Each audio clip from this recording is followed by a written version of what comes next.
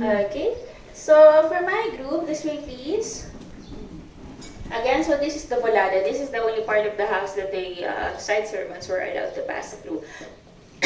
So anyway, for my group, has anyone seen an old flat iron using charcoal?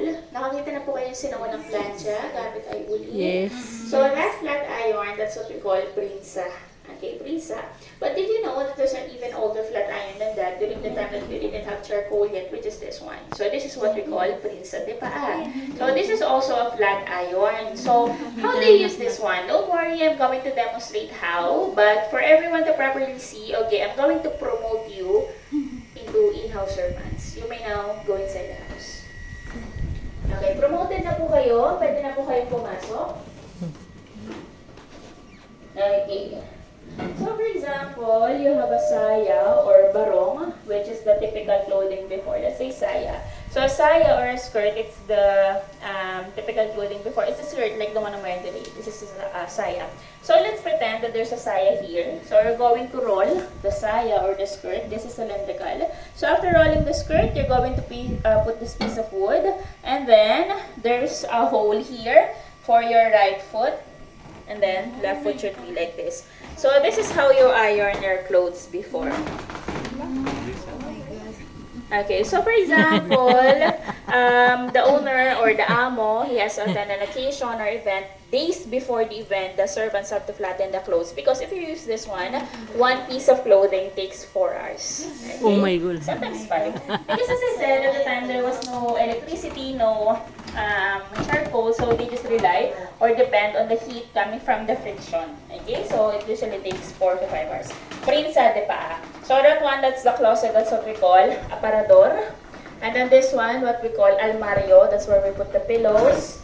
We have makinilya or typewriter, electric fan or ventilador, altar. Usually in a Filipino house, we have altar inside the house. So this is an altar. So these are not chairs. These are kneelers. Okay?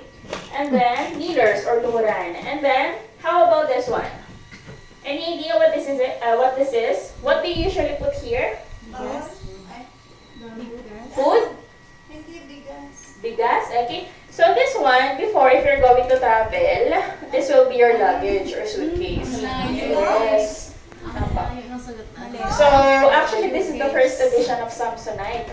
So you're going to put your clothes here.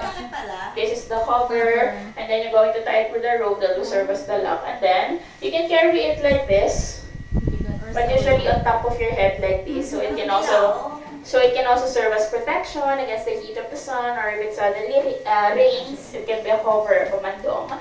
This luggage is what we call tampipi. Okay? A luggage is called tampipi. If it's a wallet, it's called pitaka.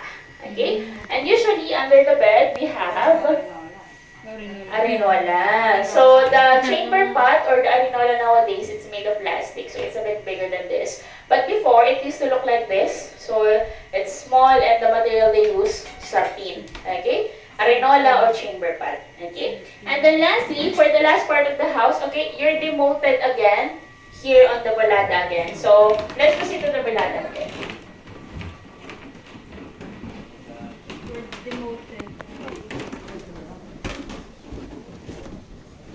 Ay, sarap ng hangin dito.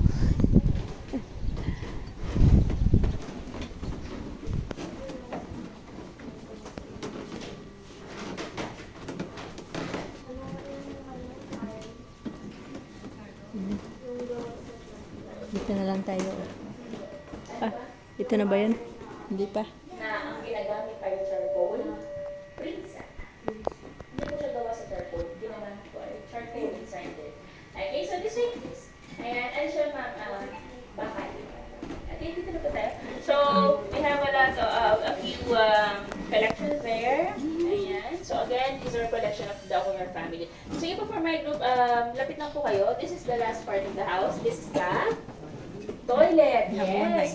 But this is not the original toilet of this house, okay? They just put it here to show you how it looked like before. Mga sartin. So that toilet, that's what we call casillas, okay? And if you take a closer look, you're going to notice that the casillas, it has two sets of, it has 2 toilet bowls or 2 cubeta, 2 holes. Why do you think that is? Why does it have 2 toilet bowls?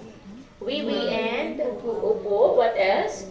How about you, sir? An idea why it has sabay? Okay. So because before, using the comfort room or the casillas, it was like a bonding moment for Filipinos. Meaning, they poop together, they feed together, and I think there was also an expression or saying before that says, the couple that poops together stays together.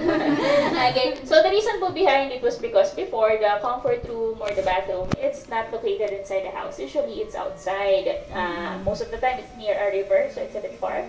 So if you need to go use the comfort room or the casillas, you need to go by pair or at least have someone with Yun you so that yun. it's not being used for you to go back alone to your house. So eventually, since there are 2 or 3 of you going to the comfort room, they are Yung may in another butas. hole so that you can do your business at the same time. You can even hold hands for moral support. Oo. That's why we invented or we had a Rinola, the chamber pot later on under the bed so that in the middle of the night, you want to pee, you want to poop, no need for you to go out. Okay? So now, my question is, who wants to go first? Okay, so you can take a closer look. You can go inside, but after here, let's proceed to the balada. Okay, so this way, please. Pwede mo daw tignan. Bigyan mo na lang pala. I-video ko na yung Ano itong mga banga? Casillas. Ito ang Casillas. Casillas. P at O. Tapos mga banga-banga. Banga-banga. Tubig. Tubig. That's tubig. We still have that in Camotes. Yeah. Yeah, you can hold hands together. but George. All these has hold hands together. The husband and wife hold hands together. The same. It's so sweet.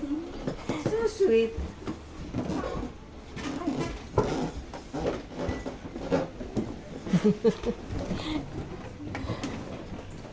The old swing machine. He's an amazing singer in Clydebank in Scotland.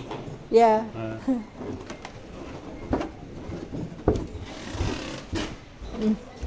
Labas na pala. That's really hot, yeah. Ay, nasuhat. Oh, suhat. Slipper?